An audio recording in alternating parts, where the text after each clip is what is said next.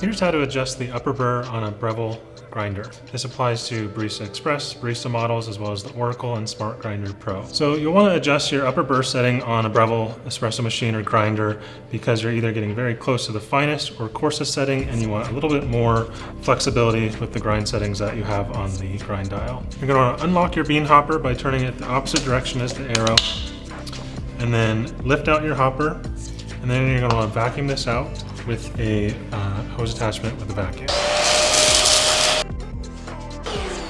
Now you want to turn counterclockwise. You want to move towards the align arrow.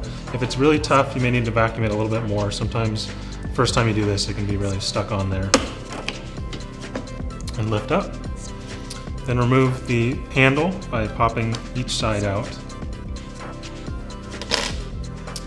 And then you're going to see a red dot. It's usually defaulted to 6. If you need to move finer, just turn it towards the fine direction.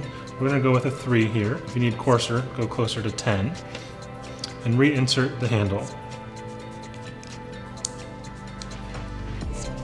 Now put the arrow towards a line.